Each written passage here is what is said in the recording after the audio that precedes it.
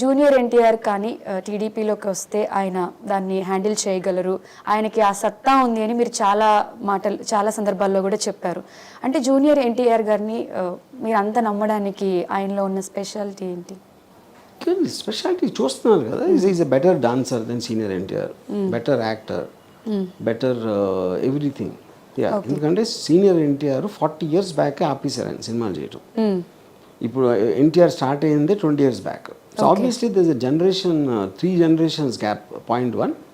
And point 2 is ఇప్పుడున్న technology, ఇప్పుడు RRR లాంటి సినిమాలో ఉన్న జూనియర్ ఎన్టీఆర్ ఇచ్చిన ఎక్స్ప్రెషన్స్ సీనియర్ ఎన్టీఆర్ మొత్తం కెరీర్లో చూపించాడు. నాకు అది పాసిబిలిటీ కాదు. జూనియర్ ఎన్టీఆర్ గారికి లోకేష్కి ఉన్న డిఫరెన్స్ ఏంటి అంటే మీరు ఏం చెప్తారు? I think there is no comparison only. No comparison.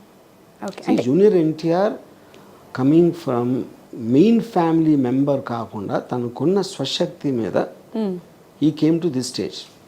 లోకేష్కి except for that he was born to CBN, there is not a single achievement he has. Junior NTR is a star, superstar by himself. అది ఏం comparison దాంట్లో? అంతే అంటారు. అంతే. Okay. Varma గారు అంటే ఈ కైండ్ ఆఫ్ మూవీస్ తీస్తారా, లేకపోతే ఒకప్పుడు మీరు తీసిన శివ? నేను అన్ని టైం చేస్తాను. అంటే ఎక్కువ పొలిటికల్ పైనే ఎక్కువ పొలిటికల్. నేను మొత్తం నా కెరీర్లో చేసిన 60 సినిమాల్లో 5 కూడా లేవు పొలిటికల్ సినిమాలు. సో వర్మ గారు అనగానే అందరికీ గుర్తొచ్చేది ఏంటి అంటే ఏదో ఏం తీసిన ఒక కాంట్రవర్సీ కంపల్సరీ ఉంటుంది. ఇప్పుడు ఏపీ పాలిటిక్స్ అనేవి ఒక హాట్ టాపిక్, ఆల్రెడీ వేడి నడుస్తుంది. ఇదే టైంలో ఈ మూవీ రిలీజ్ చేయడానికి అంటే మెయిన్ పర్టికులర్ రీజన్ ఏదైనా ఉంది అంటే ఏం చెప్తారు? I think it's very evident.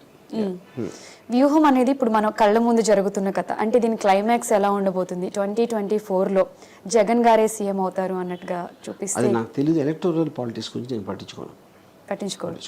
So 2024లో Jagan గారే సీఎం అయితే ఈ స్టోరీ క్లోజ్ అయిపోయినట్టేనా? ఇది మూవీ స్టోరీ అంతే. శపథం అండ్ వ్యూహం సినిమాల బడ్జెట్ ఎంత సార్? నాకు తెలియదు.